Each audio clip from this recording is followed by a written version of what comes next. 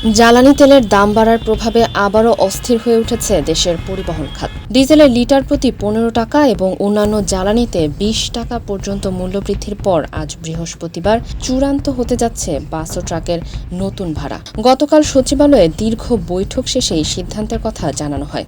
19 April থেকে কার্যকর হওয়া নতুন দরে ডিজেল এখন 115 টাকায়, অকটেন 140 টাকায়, পেট্রোল 135 টাকায় এবং কেরোসিন 130 টাকায় বিক্রি হচ্ছে, যা সাধারণ মানুষের যাতায়াত খরচে বড় ধরনের প্রভাব ফেলতে যাচ্ছে। পরিবহন মালিক সমিতির দাবি, কেবল জ্বালানি নয় বরং ডলারের দাম বাড়ায় আমদানিকৃত খুচরা যন্ত্রাংশ, টায়ার এবং লুব্রিকেন্টের খরচও এখন আকাশচুম্বী। বিআরটিএর ভাড়া পুনর্নির্ধারণ কমিটি কিলোমিটার প্রতি 22 পয়সা ভাড়া বাড়ানোর প্রস্তাব করেছে। যদিও হিসেব বলছে শুধু ডিজেলের মূল্যবৃদ্ধি বিবেচনায় নিলে ভাড়া বাড়ার কথা 15 পয়সা, কিন্তু রক্ষণাবেক্ষণ খরচ আমলে নিয়ে মালিকরা আরও বেশি ভাড়া দাবি করছেন।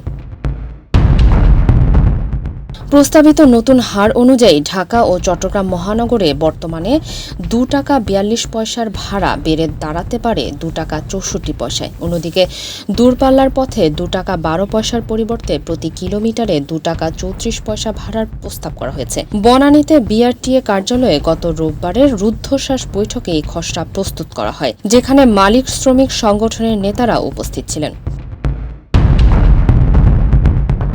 বিআরটিএ চেয়ারম্যান জানিয়েছেন, খসড়া প্রস্তাবটি এখন মন্ত্রণালয়ের চূড়ান্ত অনুমোদনের অপেক্ষায়। তবে তেলের দাম বাড়ার পরপরই গণপরিবহনে যে বিশৃঙ্খলা তৈরি হয়েছে তা নিয়ন্ত্রণে দ্রুত সরকারি প্রজ্ঞাপন জরুরি বলে মনে করছেন সংশ্লিষ্টরা। ফারিহা আহমেদ, মানবকণ্ঠ।